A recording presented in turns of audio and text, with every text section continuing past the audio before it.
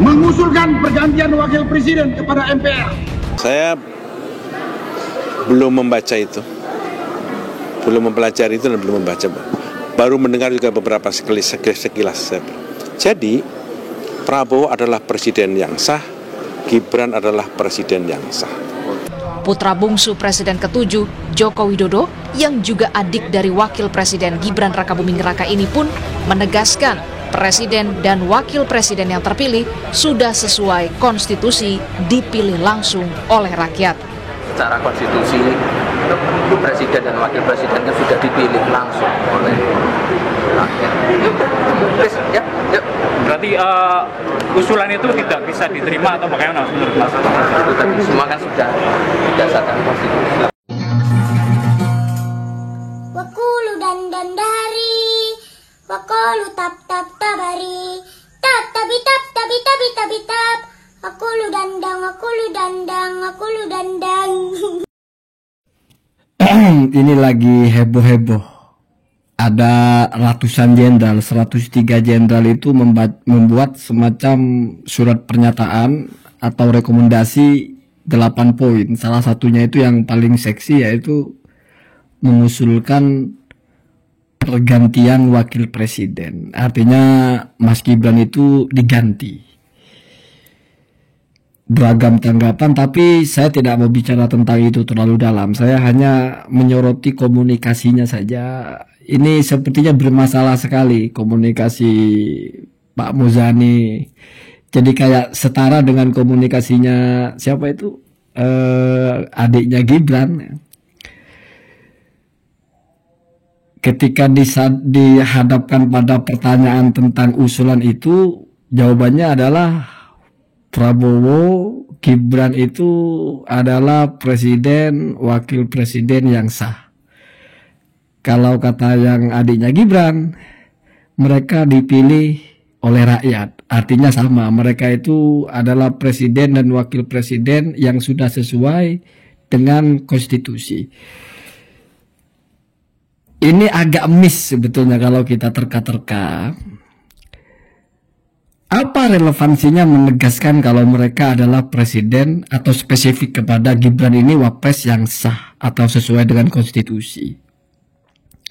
Bukankah usulan untuk mengganti itu karena dia sah? Kalau misalnya tidak sah, ya nggak mungkin dilantik. Kalau nggak dilantik, mana bisa diganti? Usulannya kan jelas. Mengusulkan penggantian wapres. Artinya penggantian wapres itu ya memang wapres yang mau diganti. Untuk apa dipertegas itu wapres yang sah? Loh iya. Kalau dia tidak sah, ngapain kita usulin diganti? Kan berarti bukan dia wapresnya. Misalnya Gibran ini tidak sah sebagai wapres, tidak sesuai dengan konstitusi sebagai wapres, kan jadi bodoh kita ngusulin, ya udah ganti aja wapresnya, jangan Gibran. Lah, wapresnya bukan Gibran. Karena tidak mungkin, Pak. Tidak sah itu menjadi wapres itu tidak mungkin. Ini sudah jadi wapres, sudah dilantik. Ya sah lah.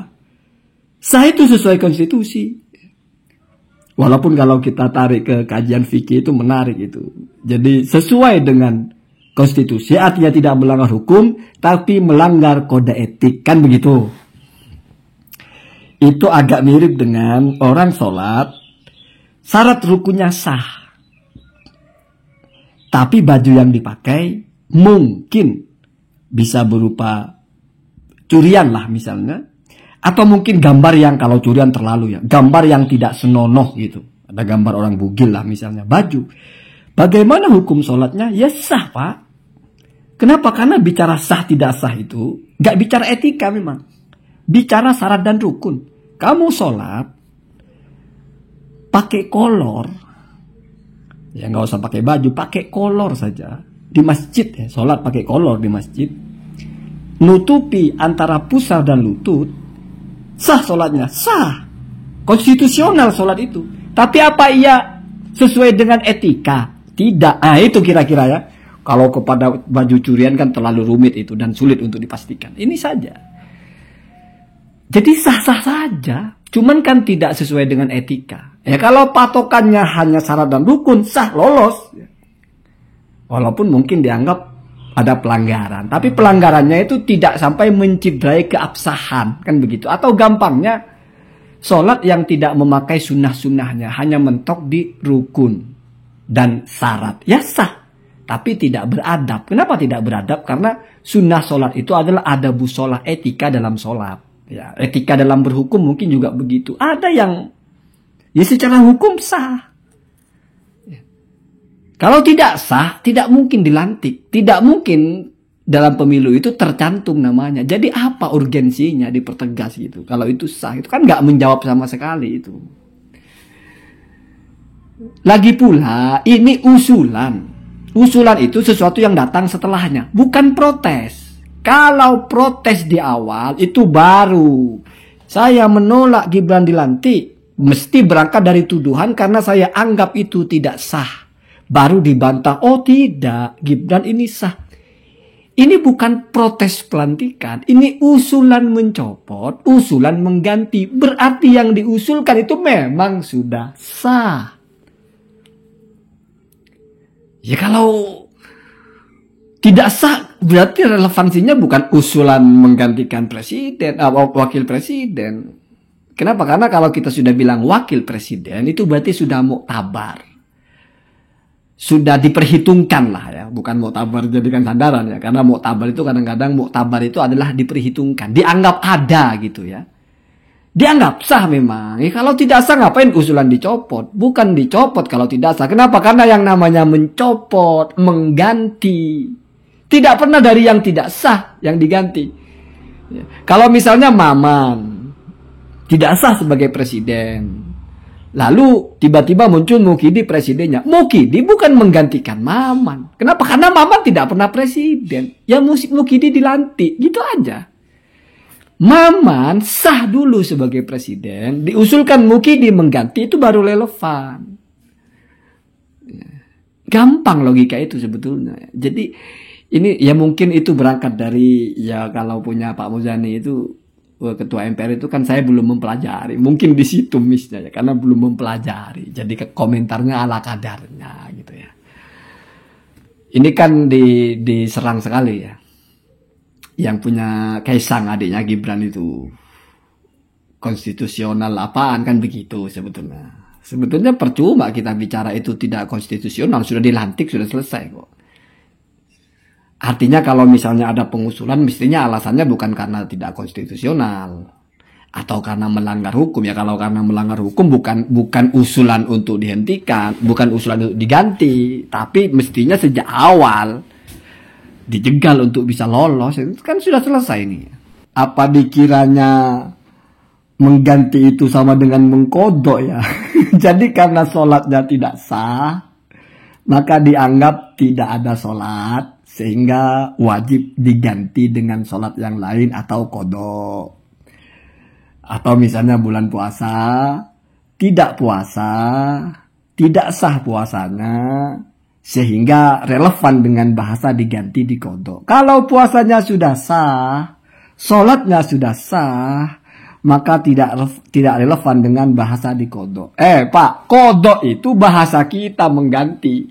Bahasa aslinya mah menunaikan. Nah iya tuh. Kodok itu menunaikan. Cuman bukan di waktunya. Makanya menjadi berbeda dengan adaan dan kodokan. Bukan mengganti Pak.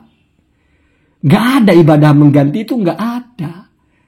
Orang tidak sah secara fikih itu berarti dianggap belum melaksanakan. Maka dianggap tidak ada sehingga ditunaikan kewajiban itu. Jadi enggak lalu ada dua sholat. Ya, satunya sholat diganti dengan sholat yang lain. Enggak ada begitu. Ya. Agama dalam fikih itu enggak bicara pergantian itu. Tapi bicara mengisi kekosongan. Anda sholat tapi tidak sah. Tidak sah itu berarti tidak dianggap. Berarti dianggap tidak ada. Hukumnya berarti Anda masih belum melaksanakan kewajiban itu. Jadi sholat Anda itu dianggap tidak ada. Waktunya sudah terlewat misalnya.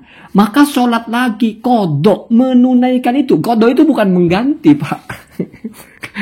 Bukan. Kodok itu bukan mengganti. Menunaikan kewajiban. Cuma karena tidak di waktunya maka disebut kodoan.